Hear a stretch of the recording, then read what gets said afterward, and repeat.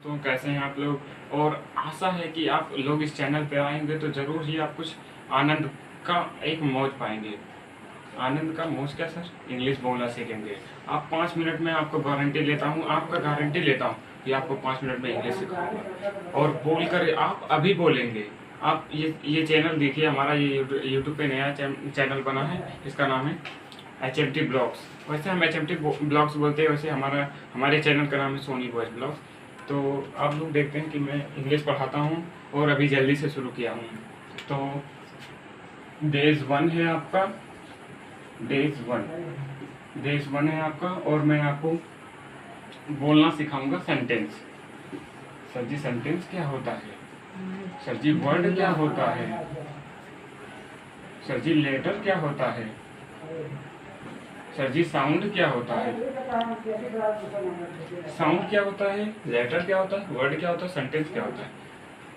देखिए साउंड किसे कहते हैं। साउंड जब आप बोलते हैं ना तो आपके मुख से छोटा बड़ा छोटी बड़ी आते नहीं है। जैसे मैं आपको हिंदी में एक्सप्लेन करके इंग्लिश में कन्वर्ट करूँगा।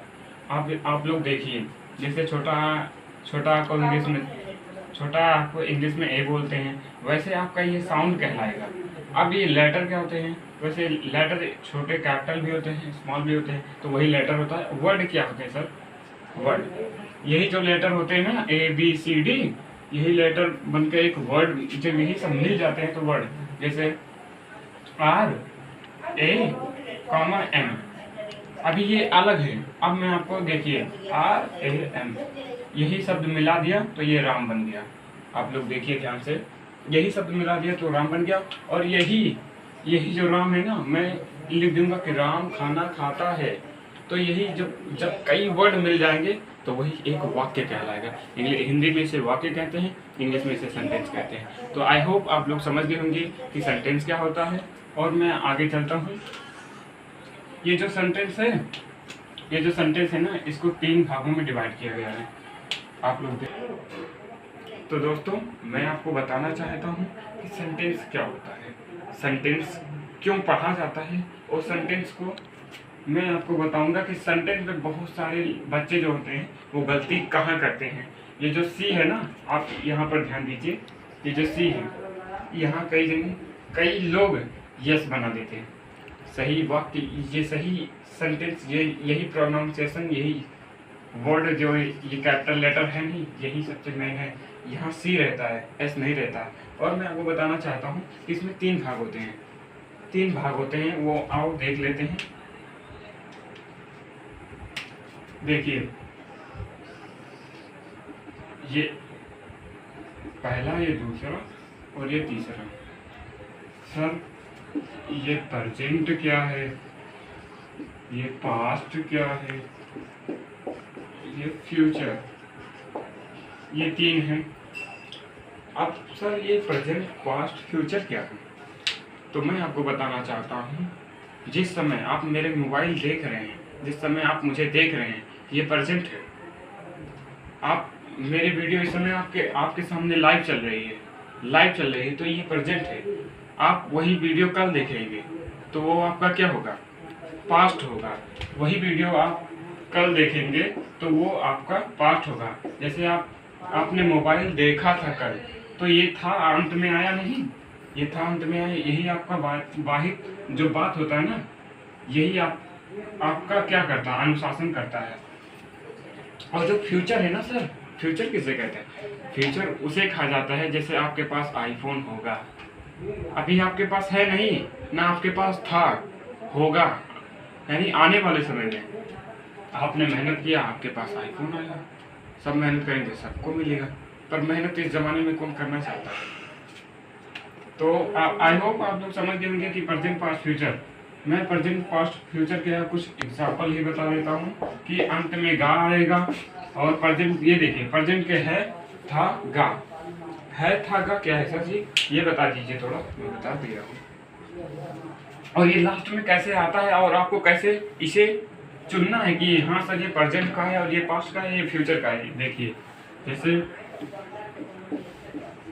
रामू के पास कार है, रामू के पास कार है, सर जी ने बताया था कि है, आया है, तो यहाँ पर जो है यानी इसका मतलब है कि रामू के पास अभी कार है, तो ये प्रेजेंट है, ये प्रेजेंट है सर। हाँ सर, अब ये हमें मालूम हो गया कि प्रेजेंट इसे कहते हैं, प्रेजेंट इसे कहते हैं। और पास्ट, मैं पास्ट के कुछ एग्जांपल दे रहा हूँ, ये प्रेजेंट है, ये पास्ट, यही रामू के पास कार था।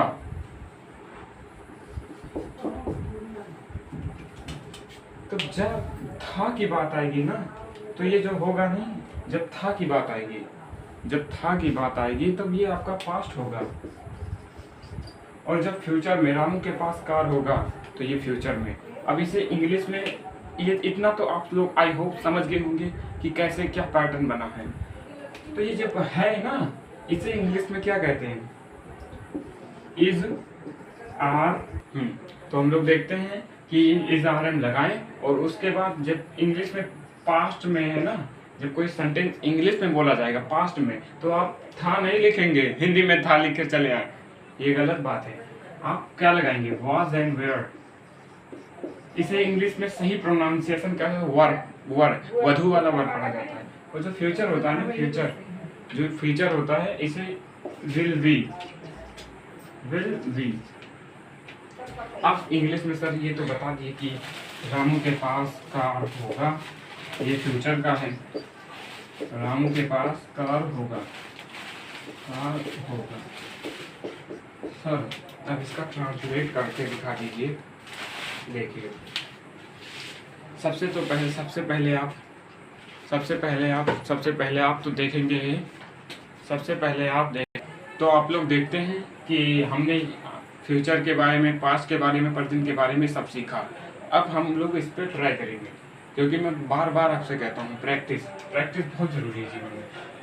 सब्जेक्ट किसे कहते हैं सर, सब्जेक्ट। जैसे मैंने फिर कहा रामू के पास कार होगा, अब जो रामू है ना वो आपका सब्जेक्ट है, और ऑब्जेक्ट रामू के पास कार होगा, कार उसका ऑब्जेक्ट है। जब कोई काम, कार्य का नाम लिया जाए, कार्य का नाम लिया जाए तो वो सब्जेक्ट है, और काम को बता दिया जाए कि वही ऑब्जेक्ट कहलाता है। जैसे मैं खाना खाता हूँ, मैं खाना खाता हूँ,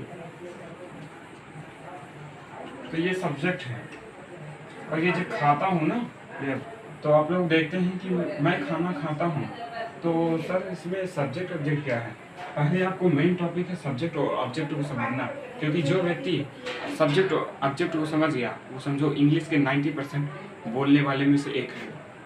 क्यों सर, क्योंकि सब्जेक्ट का बहुत बड़ा रोल होता है।